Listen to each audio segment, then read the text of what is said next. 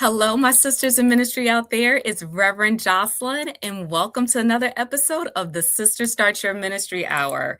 I am your host, I am your coach, and committed to helping you to not only start, but build a transformative ministry that leaves a legacy. Now, today we're talking about a subject that many sisters in ministry struggle with. They struggle with how to clarify their ministry message and not only clarify the message, but attract the right people.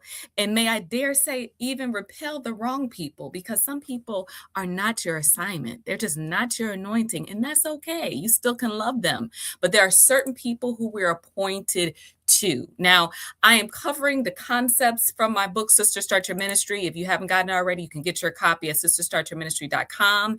And once again, this is a live weekly show, which means that every Sunday at 6:30 p.m. Central, we are live doing our thing to help us build our ministry. And as a part of our live show, I like to know who is either watching live or watching the replay. So you know how we do. If you're watching live, go ahead and put your name in the chat so I know who I'm talking to. I can call you out and engage with me. I'll throw your comments oftentimes if you're watching live on the screen.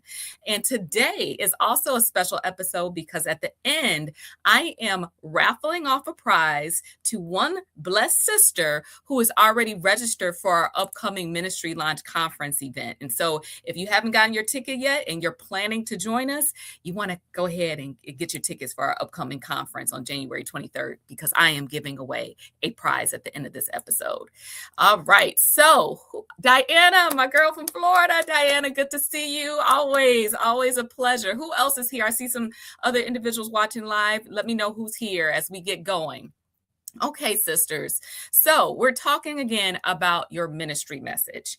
And as we think about this is something that is key, because if you don't get your messaging together, if people aren't clear what you stand for, if people don't understand the reason for your ministry's existence, then it's going to be a problem with you connecting and converting. Welcome, Dr. Arlene. Welcome, Vanessa. Good to see you. Good to see you. Thank you for watching live. Good to see you. Okay, so back to the subject here. Our ministry message is vitally important. And if we are not at a place where we know how to articulate it clearly so that it resonates with those who we're called to serve, we're in trouble. We're not going to be able to make the impact that we're called to.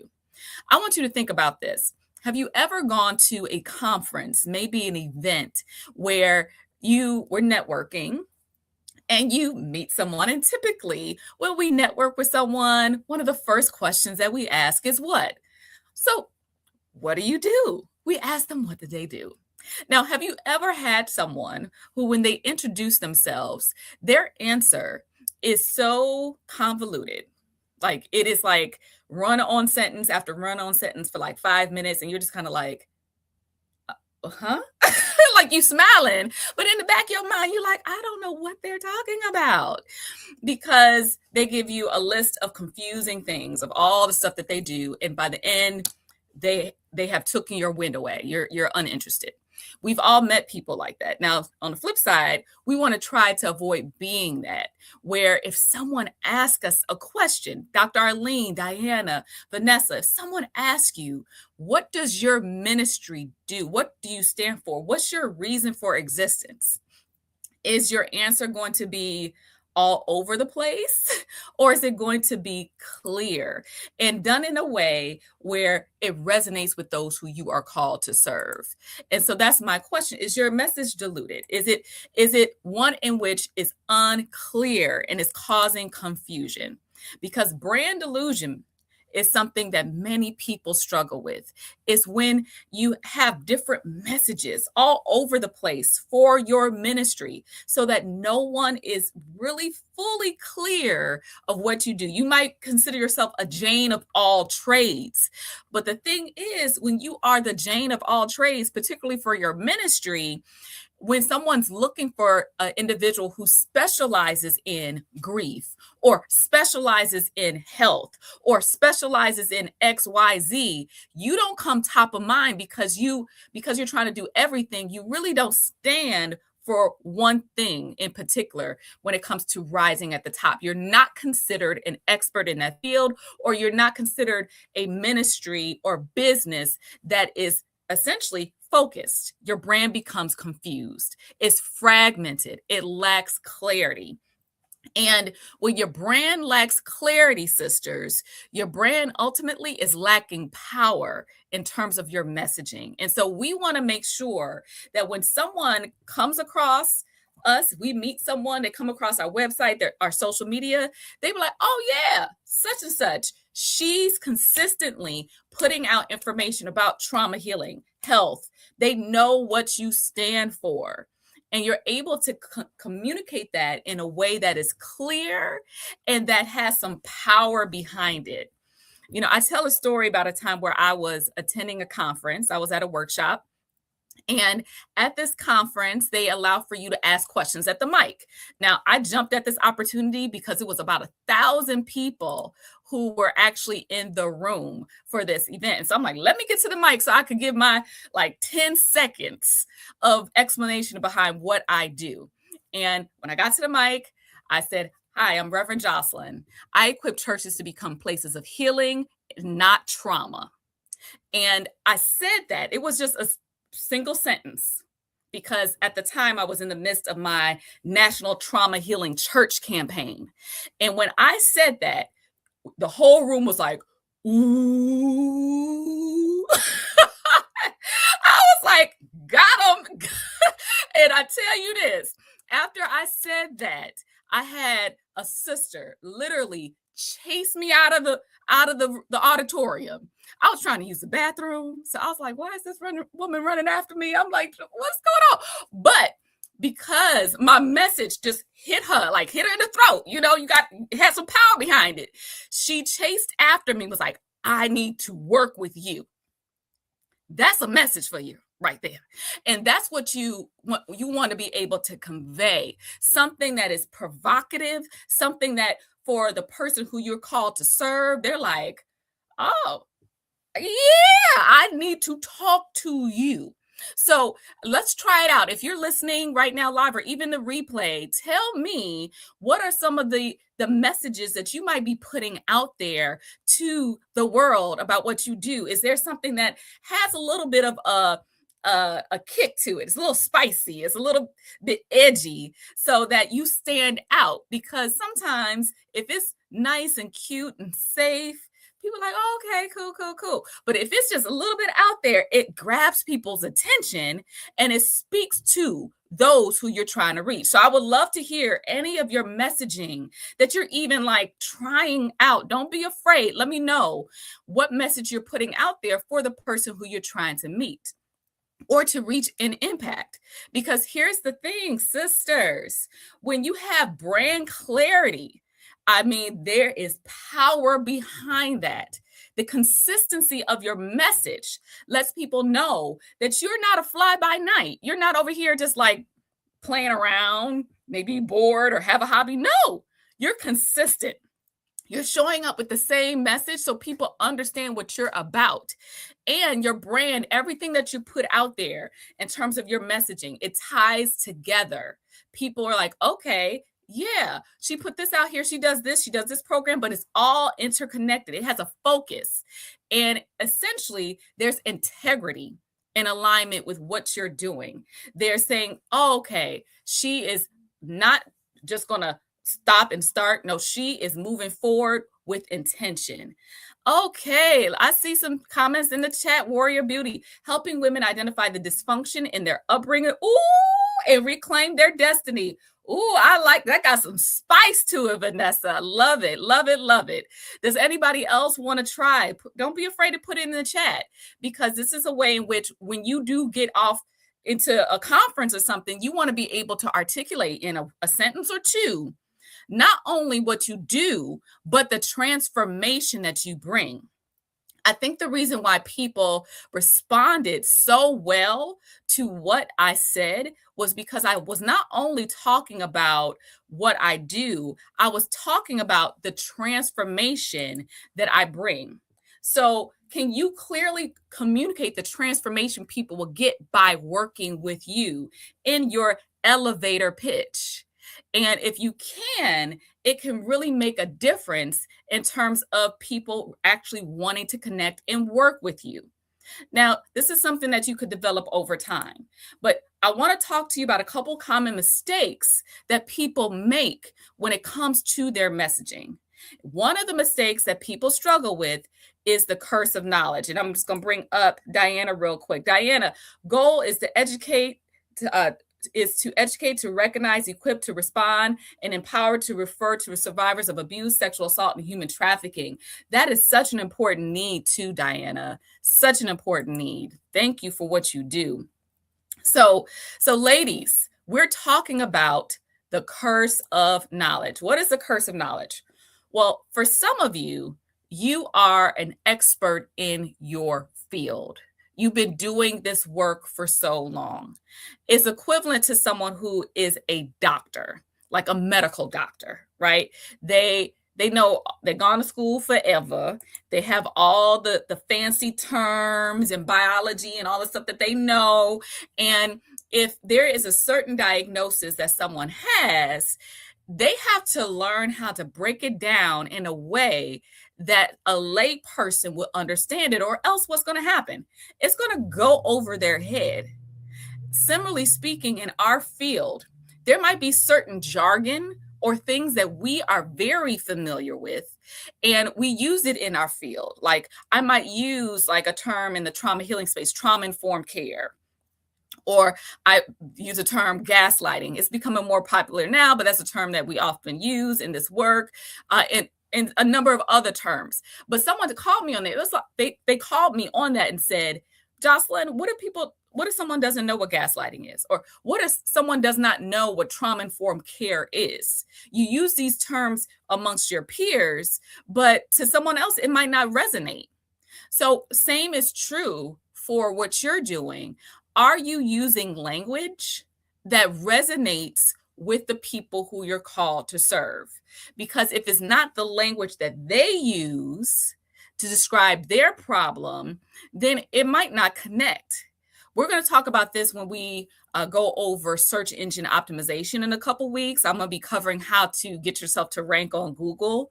But that's one of the things that you want to be familiar with is what language is the person who you're called to serve using to describe their problems. Because if you don't use their language, but you use some fancy language in your field, it's not going to connect.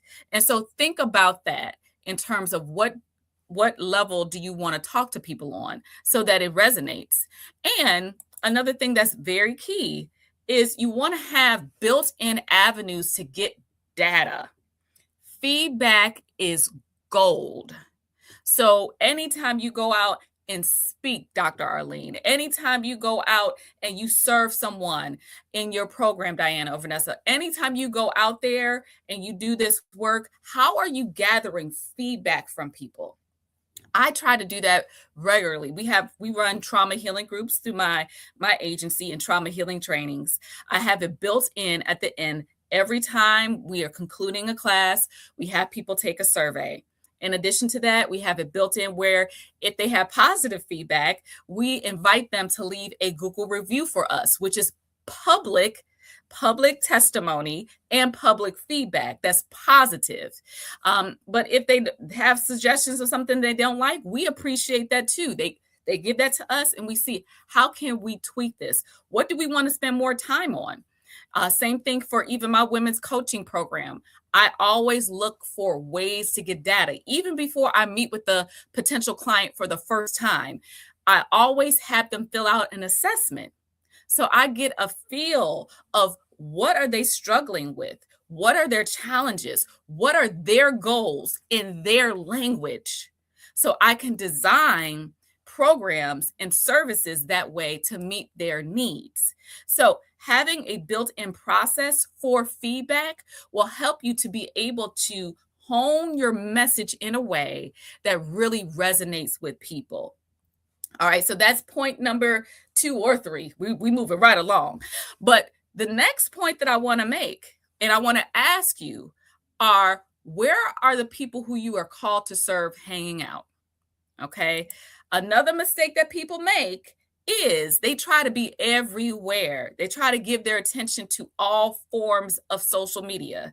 And I'm going to ask those of you who are watching right now, even the replay, to share with me, like, where are the people who you are called to serve hanging out? Are they hanging out on YouTube? Are they hanging out on Facebook, LinkedIn? Are they hanging out at certain conferences, events, committees? You want to think about that. What are they listening to? Are they listening to podcasts? Are they listening to the radio? Where are they?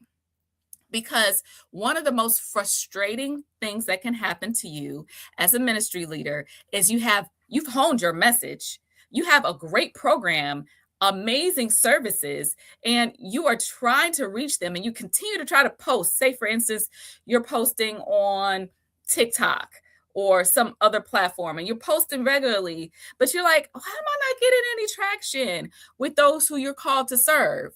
But maybe Dr. Arlene says she's Facebook and YouTube. Awesome, awesome. But maybe the people who you're called to serve, they're not hanging out on TikTok. Maybe they're on Facebook and YouTube, like Dr. Arlene said. Maybe you're going after career professionals. And so they're on LinkedIn. Think about where they are served. They are congregating, and you want to go there.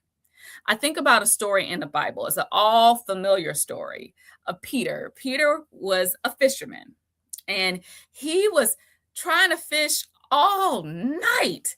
And he was a seasoned fisherman, by the way. And so he's putting out that net, catching nothing. Frustrated as can be. Have you ever felt that way? Where you're like, man, I'm doing the post. I am writing the blogs. I am doing all of this hard work, and no one's responding. They're not opening up my messages. What's going on? Well, Peter had this encounter with Jesus. Jesus came to him the next morning, was like, hey, I want you to put your net on the other side. He said, throw your net on the right side of the boat and you will find some. And when they did, they were unable to haul out the net because of all the large number of fish that were in it. Think about that. Because in this story, it wasn't like Peter put more effort into what he was doing. He simply changed positions. Instead of maybe posting, in this case, on Facebook, like 5 or 10 times a week. Oh, maybe you just post on LinkedIn or YouTube that same amount of time, the same information, just changing platforms, just on the other side. And you might get 3-4 times the results if you're posting in the right place. So be thinking about that, sisters, in terms of where are you putting your message? Because sometimes it's not a matter of working harder, it's working with more intention, working smarter, as they say.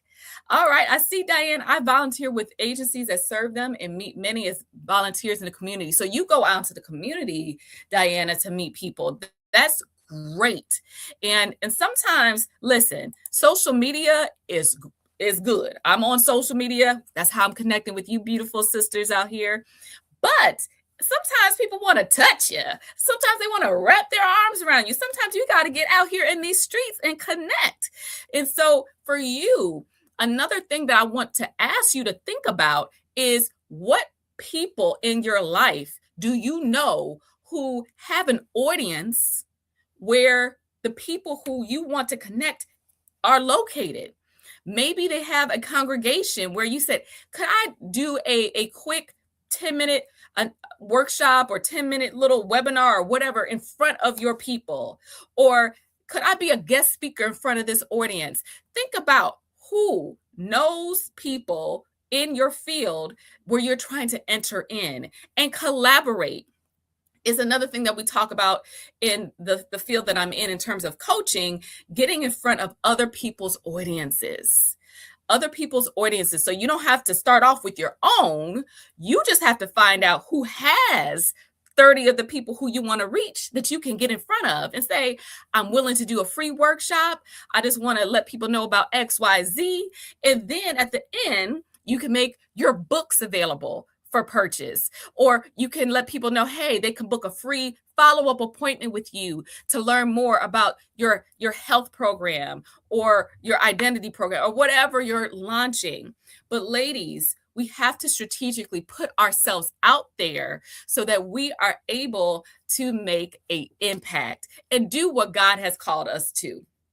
Okay, so if you have any questions about this, let me know. But this is going to essentially wrap up the teaching for today. I'm ending a little early because we are having a giveaway today for a sister who's already registered for our upcoming Ministry Launch Conference. So again, our Ministry Launch Conference event is January 23rd and 24th. It's a virtual event for sisters who are called to build transformative ministries that go beyond the walls of the church. That's that nonprofit. That is that coaching program. Maybe you're helping people with healing from trauma. Maybe you plan to speak or write that book. We have people coming to bring in information about how to get funding for your ministry, how to raise people's awareness about what you do. We have the legendary Dr. Michelle McKinney-Hammond, who is going to be present for this. And here's the thing, ladies, the cost of tickets go up after tonight. So if you know you're going to be here, again, it's virtual January 23rd and 24th. You want to get your tickets tonight at ministrylaunchconference.com. It's a virtual event. You can be in your PJs. But what I'm going to do tonight is raffle off a $50 digital gift card to any sisters who are registered by this time. And look, we just got Christina registered. Christina just registered. I don't know if she's watching live, but she just came through. So I'm going to add her to the raffle. All right. So if you are registered by this moment, I am going to essentially spin this virtual reel on the screen and see who our winner is, who's going to win a $50 gift card. My team will follow up with you. And the winner is Kimberly Field is our winner for today. I don't think she's watching live, but Kimberly Sinkfield is our winner. So we're going to mail her a ministry journal. We're also going to send her a gift card. And here's the thing. You can enter to win again next week. We're going to do this raffle one more time live next Sunday. And so congratulations to Kimberly. But anybody else who wants to enter in, we're going to announce this again next week. So again, ladies, get your tickets. We're going to have such a great time. If you enjoy these lives, this conference is going to blow your mind. And it's going to allow for you to connect with other like-minded women who are also called to build transformative ministries. It's something about being in the room. Okay, so I look forward to just hanging out and spending time with you all. Yes, thanks for the congratulations. Kimberly's getting all the congratulations right now. We're so happy for her. Maybe next week it is from you. Yes, Kalila. I saw Kalila got her ticket. Come on, Kalila. I see a lot of people. Vanessa has her ticket too. Warrior Beauty. So yes, come on now. Be in the room, sisters. Be in the room. You don't want to miss this event. So yes, we're wrapping up early tonight, sisters. But once again, set your calendar week after week for our live time to be together. Also, do me a favor. I'm trying to break past my first 500 subscribers. So if you haven't already subscribed, please subscribe and share with some girlfriends. Share some of your favorite episodes with girlfriends who you know who love starting their ministries. I'm putting out content week after week. I'm building our community in YouTube. And so you can help me. You can go out and spread the word so we can get support to sisters who really want to answer their call. So subscribe, share, and like each episode. The more comments you put behind the episode, the more that YouTube says people are enjoying this content and they help me to reach more people. So I thank you in advance for being champions. Everyone is so lovely here. I see you, Cassie. I see you, Dr. Arlene. Thank you, sisters, for tuning in live. Those who are watching the replay, please also let me know that you are here. God bless you all, and I will see you next Sunday at 6:30 p.m. Central for another live episode. God bless you, sisters. You all take care. Bye for now.